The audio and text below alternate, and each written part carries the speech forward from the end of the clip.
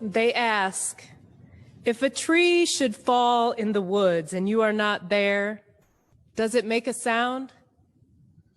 And the answer came, if a tree should fall and no one is there, listen for the cry of the mourning birds who grieve the loss of their nests. They know where the tree lies. They call you to companion them as they search for a place to rest. Listen then for the mourning birds.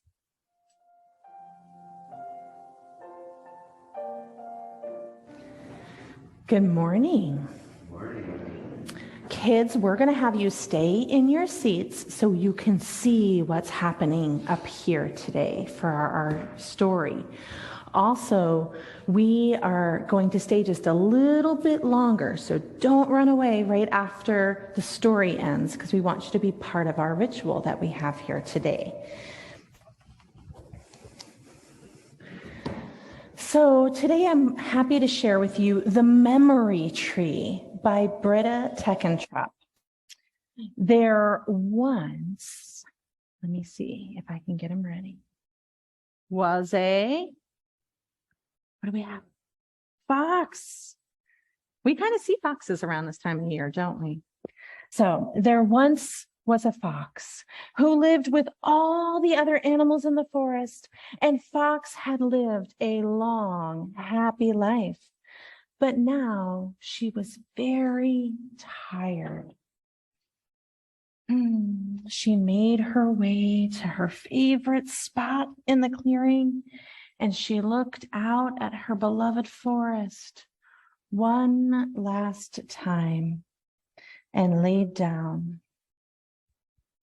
Fox closed her eyes, took in a deep breath,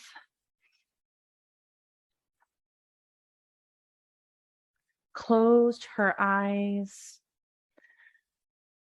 and let go of her time here on earth. Everything was still and peaceful. Snow began to fall. Can you make some snow with me?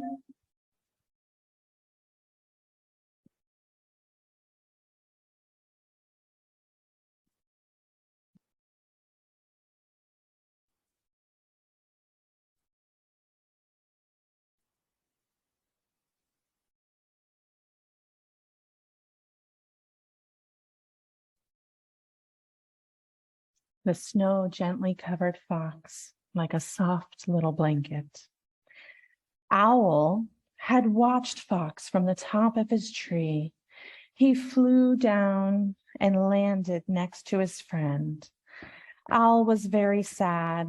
He had known Fox for a long time, but Owl knew the time had come for his friend to leave. One by one, Fox's friends came to the clearing.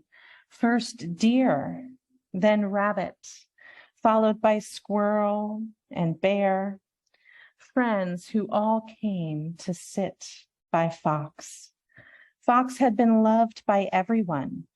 She had been kind and caring, and no one could imagine the forest without Fox.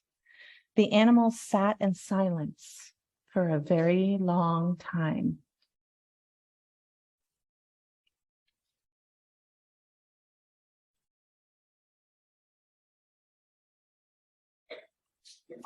Owl was the first to speak.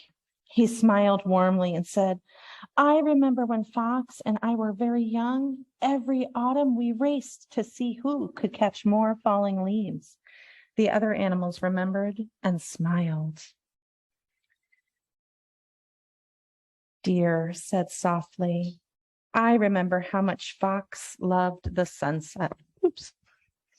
She always sat at this exact spot. The animals remembered. Many of them had joined Fox, watching the sun go down.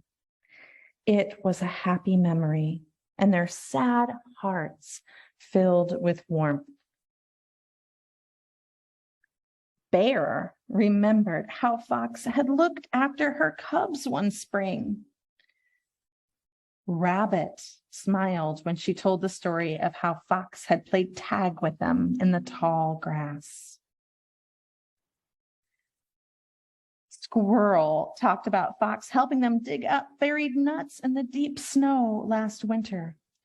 One by one, the animals remembered their favorite stories about Fox. Fox had touched the lives of all the animals in the forest with her warmth and kindness, and they all smiled, remembering. While the animals talked, a little orange plant grew out of the snow where the fox was lying, small and delicate at first and hardly noticeable. The plant grew bigger, stronger, and more beautiful with each story. The animals talked about Fox all through the night. And in the morning, the little plant had grown into a small tree. The animals saw the tree and knew that Fox was still part of them. During the next weeks, months, the animals remembered many more stories about Fox, and their heavy hearts began to feel lighter. The more they remembered, the more the tree grew, higher and more beautiful, until it was the tallest tree in the forest, a tree made from memories and love. Fox's tree was big and strong enough to shelter the animals. It was always buzzing with life. The birds built their nests among the leaves. An owl raised his grand chicks on the branches. Squirrel found a cozy home in the trunk, and bear, deer, and rabbit slept in its shade. The tree gave strength to everyone who had loved Fox. Thank you.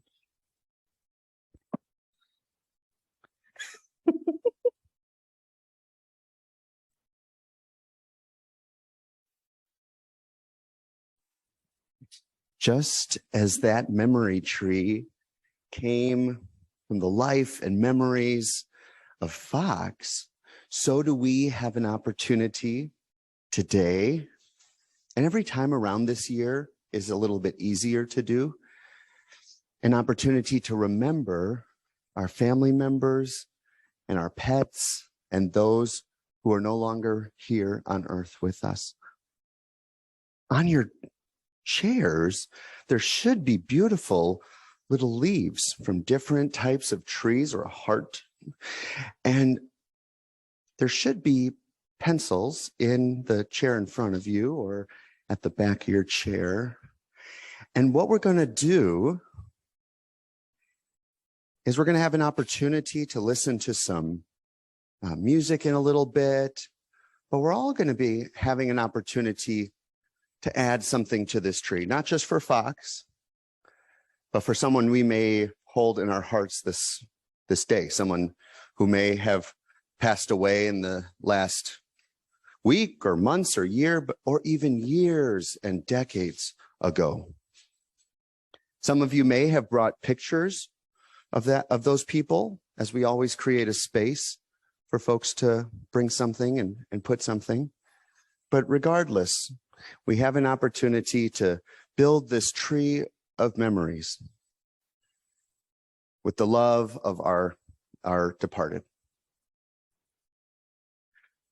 But first, before we have you come up and participate in that way, we always honor a time each year to name those who have died in our community, in our congregation, between last end of October and today. And so this last year, we lost Bud Phillips. And many of you came to his memorial a few weeks ago. And Bud is someone who didn't necessarily come all the time, but had a deep, deep appreciation for this place, especially for how we loved and supported him after his wife died, and how we loved and supported his daughters as they grew up in this church. So sometimes the love we feel for a place isn't directly related to how much we see someone, although we love to see you, but it can also be for those memories we hold in our hearts as we move through life. So since not all of us know Bud well or knew Bud well, we're going to do what we did last year in the last few years, which is an opportunity to lift up a word or characteristic, a quality, a phrase that really holds Bud in your memory and in your heart. And so as I pass with my hand, it's not any more special than your hand, but it feels like it. As I pass with my hand your area of the congregation, if you have a word or a phrase or something related to Bud Phillips, that's your opportunity to say it. And if you don't have something to say, that's fine. But it's an opportunity for you to listen and open your heart to Bud.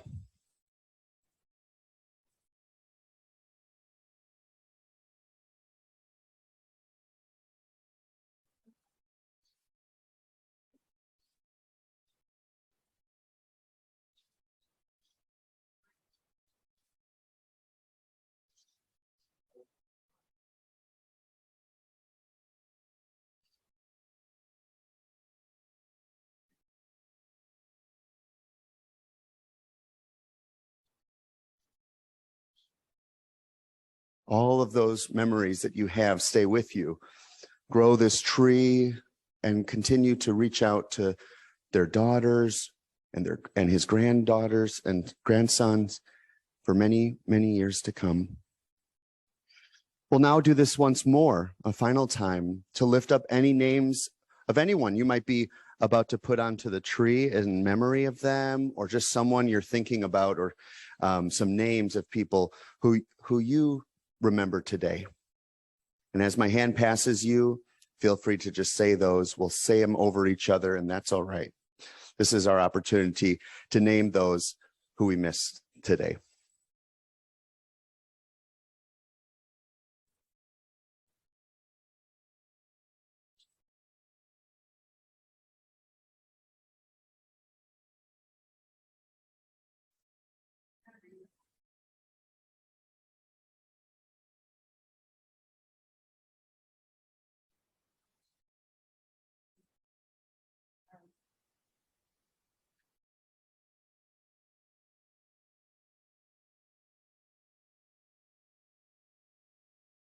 As we hold and onto the love of these folks, and we have an opportunity to write on our leaves, or we have something to bring forward, I invite you now, as we listen to music, to come forward as you're willing and able.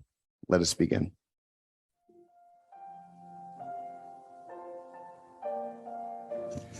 For the past several years, on our annual memorial service Sunday, we've taken time to invite the Sunday services team, worship associates, the volunteers, the members of the congregation who guide us week after week, and make sure I got my act together week after week, to write a eulogy, a mini eulogy, a short eulogy on someone who has passed away in the past year.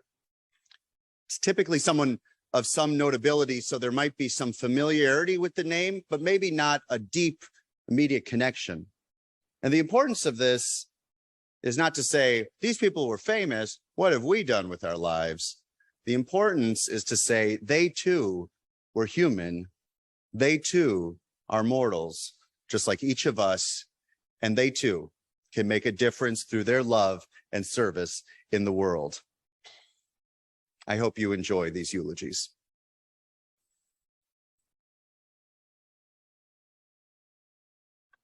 Barbara Ehrenreich. If her name is not familiar to you, you might know her from the titles of her long career writing about causes that make UUs energized: women's rights, wealth inequality, science versus religion, war versus peace, the health industry versus human rights. She was armed with a PhD in science, and she covered it all in volumes of insight, heavy research, and readable humor.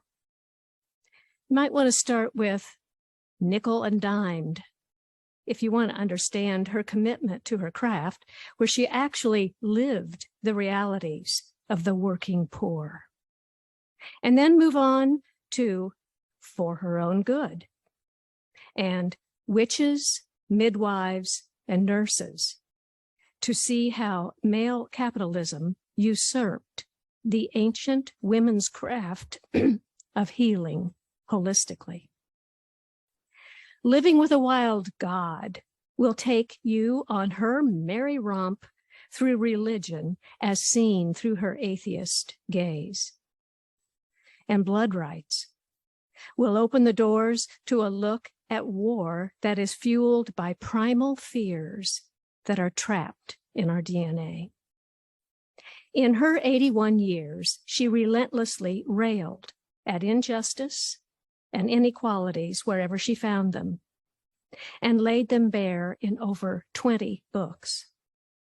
She was a leader in democratic socialism, global feminism, and healthcare in America, where she famously pointed out that we are killing ourselves to feel better. Rest in peace, Barbara.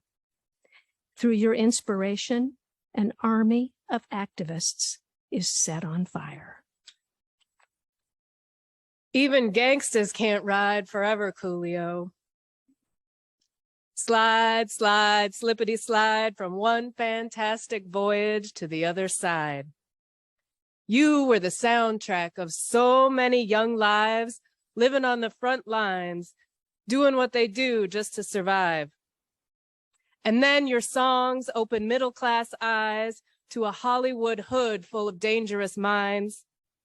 But the truth in your story and the lyrics you rapped, it was a prison paradise of potential untapped. Now you walk into the valley of that shadow of death, and I've chewed up your lyrics and spit out what's left. I'll see you when you get there, and I hope you'll forgive me for this subpar, but too soon and heartfelt eulogy. I'm going to be reading a eulogy for Dr. Paul Farmer. This eulogy was written by Liz Nolan-Graven. Liz is traveling and unable to be here with us this morning. Dr. Paul Farmer died this past year of cardiac arrest. He was 62. Dr. Farmer was an incredible person because he was a humanitarian and a physician who gave of himself and worked with people in very poor regions of the earth for most of his career. Farmer was chair of the Department of Global Health and Social Medicine at Harvard Medical School, chief of the Division of Global Health Equity at Brigham and Women's Hospital in Boston, and co-founder and chief strategist of Partners in Health. Dr. Farmer, out of compassion and a strong mission to serve the underserved, lived and worked in many different poor countries.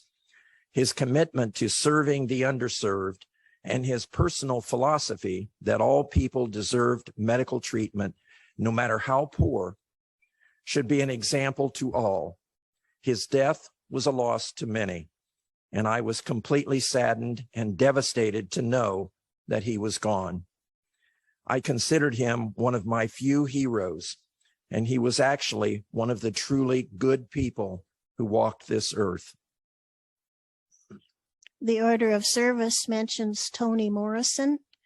However, I learned that she died in 2019. It just seems like yesterday to me, so I made a mistake about wanting to speak about her this time. Instead, I'm going to talk about Valerie Boyd. You probably are not acquainted with Valerie Boyd, who was born in 1963, died at age 58 this year. I did not know her either until looking for authors to speak about in this memorial service. I wanted to learn more about Valerie Boyd when I discovered she had written an award-winning biography of Zora Neale Hurston, another author whom I encountered in 2 college courses. Valerie, as an African-American with a background in journalism, agreed with Zora's first biographer, Robert Hemingway, who in 1994 said it was time for a new biography, and this time it needed to be written by a Black woman. The book she wrote in 2003, Wrapped in Rainbows, The Life of Zora Neale Hurston, is described as a blend of meticulous research and riveting descriptions of Hurston's early life and career. I have ordered the book. By learning more about Zora, I expect to also learn more about Valerie. All of this will be another lesson about the web of interconnectedness in our lives. David McCullough never considered himself to be a historian. He preferred to be known as a writer, and he was a highly skilled writer, but he wrote almost exclusively about individuals and events which all fit, to a greater or lesser extent, into the panorama of America. 3 of his best-known books were about presidents. John Adams, and as a side note, probably the best book that I've ever read on history. Truman, and Mornings on Horseback, about the young Teddy Roosevelt. He won a Pulitzer Prize in 1993 for Truman, and another Pulitzer in 2001 for John Adams. He wrote books about the Wright brothers, pioneers who settled the American West, and expatriate Americans who lived in Paris during the late 19th century. He wrote books on the Johnstown flood, the construction of the Brooklyn Bridge, and the building of the Panama Canal, for which he won the National Book Award in 1977. McCullough was known as a meticulous researcher, both before and during the writing process. The Adams Project took him 7 years to complete, and his work on Truman took 10 years. But the work paid off. John Adams debuted as #1 on the New York Times bestseller list and has gone through 48 printings. McCullough's skills were not limited to writing. He served as the host of the PBS series American Experience from 1988 to 1999, and he narrated Ken Burns' award-winning series, The Civil War. McCullough believed that history is not about dates and places and memorization and tests. History is about people. You understand the past by understanding the people who lived in the past. He felt that this emphasis is being lost, and as a consequence, we are losing many of the lessons that history might have to teach us. David McCullough passed away on August 7th at the age of 89. Nichelle Nichols was born Grace Dell Nichols in December of 1932. Disliking her name, Nichols asked her parents for a new one, and they offered Nichelle, which they said meant victorious maiden. Nichelle was an accomplished singer and dancer, but became best known for her portrayal of Lieutenant Nyota Uhura in the Star Trek television show and its film sequels. Uhura was the communications officer and translator for the Enterprise, and she was 4th in the chain of command. Nichols' portrayal of Uhura was groundbreaking for African-American actresses on television in 1966. As the first season was drawing to a close, she was offered a choice role in a play that she wanted it would be headed to Broadway. So she gave a letter of resignation to creator Gene Roddenberry. Disappointed, he suggested she think about it over the weekend and then talk with him again. During that weekend, she attended a fundraising event and was told that a fan wanted to talk with her. She later related this story. I thought it was a Trekkie, so I said, sure. I looked across the room, and whoever the fan was had to wait, because there was Dr. Martin Luther King walking toward me with this big grin on his face. He reached out to me and said, yes, Ms. Nichols, I am your greatest fan. When she told King about her plans to leave the series, he said, you cannot. You cannot.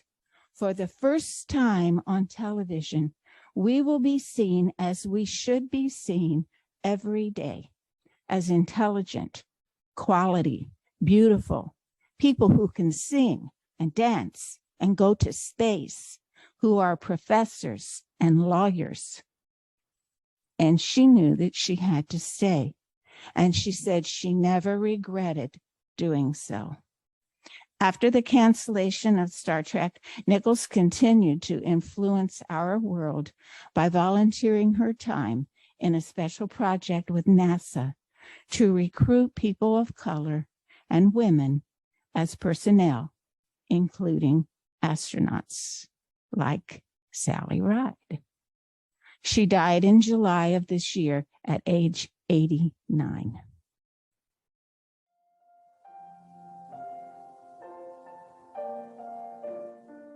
A great tree can fall, but its roots remain.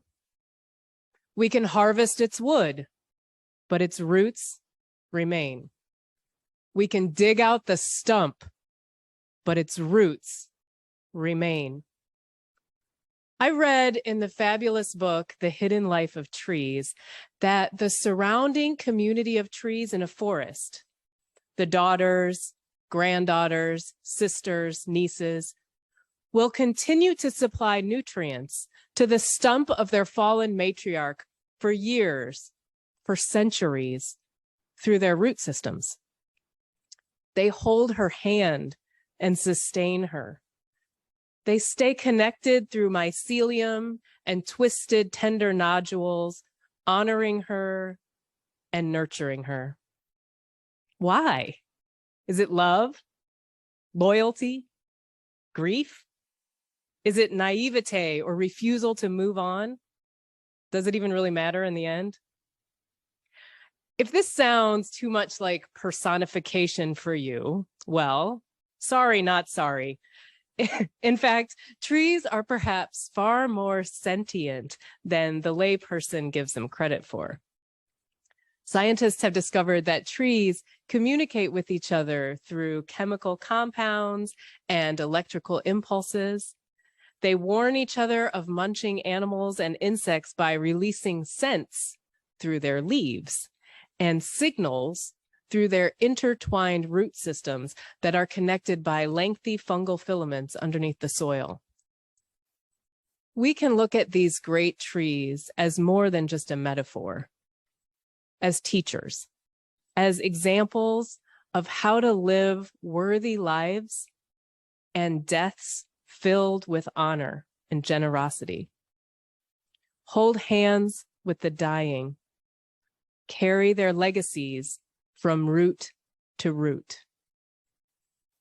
Every oak becomes another thing, a bench, a frame, a home for mushrooms.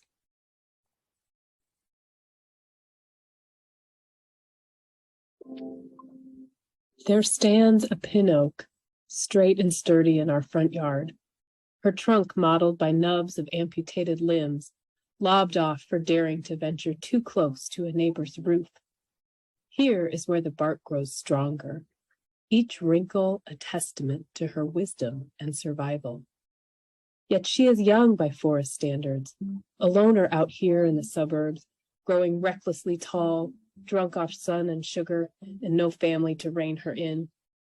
Underground, she navigates pipes and wires, nudging concrete foundations. Her roots search for the nodes of a companion who is not there.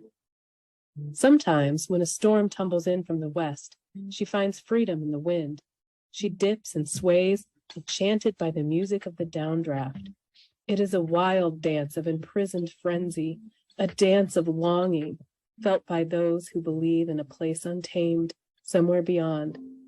In another lifetime, she is a dervish, alive and raging, fueled by anger and exultation. She bends and shimmies. One day her destiny will arrive, as sure as that of any other tree in any other yard. She will outgrow her welcome and be dismembered, branch by branch, mulched and pulped to line the flower beds at City Hall. But today, she will dance.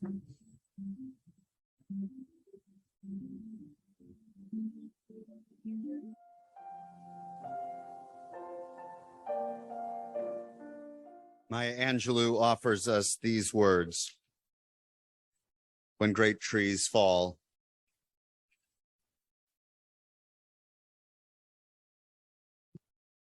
when great trees fall, rocks on distant hills shudder, lions hunker down in tall grasses, and even elephants lumber after safety.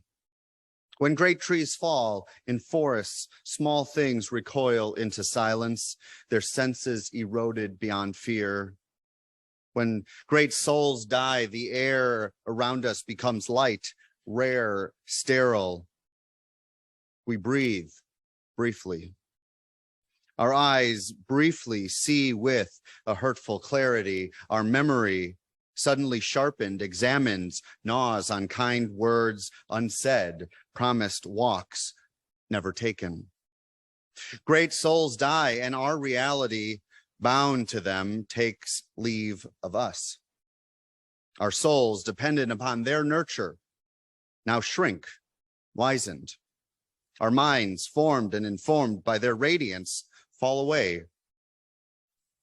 We are not so much maddened as reduced to the unutterable ignorance of dark, cold caves. And when great souls die, after a period, peace blooms, slowly and always irregularly. Spaces fill with a kind of soothing electric vibration. Our senses, restored, never to be the same, whisper to us, they existed. They existed.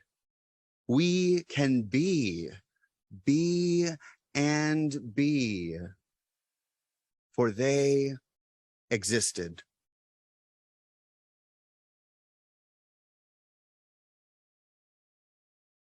There is not much more to say, except this. When great trees fall, and we will all experience those, we've all experienced those trees, not just the rare ones, the authors, the actresses, the leaders, but our parents or our brothers, our sisters, even our children, our neighbors, our coworkers. All of these great trees. When great trees fall, we are left to listen.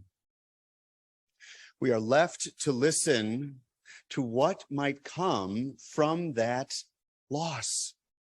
No joke that I have ever made more often in this congregation the past 5 years has been, if a tree falls in the forest and no one's around, if a program falls in the forest and no one's around to attend it, if this happens, if that happens and no one's around to attend it, we still go out and experience it and listen to it and do it because it happened, it existed, it is real.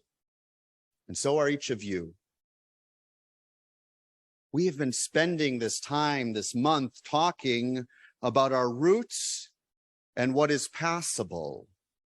Our roots and what is possible, but today is what is necessary for our roots to make something new possible, and that is death, is loss, is change, is grief, is a remembering that we too bleed, that we too are but mortals, like our heroes on TV or in books we too are just like those trees. Will come a time when we too must fall. But as Maya Angelou reminds us, over a period of time, something will bloom. Peace. Slowly and always irregularly, she says, spaces fill with a kind of soothing electric vibration. Electric vibration. Bud would be so proud. Electric vibration, our senses restored, never to be the same.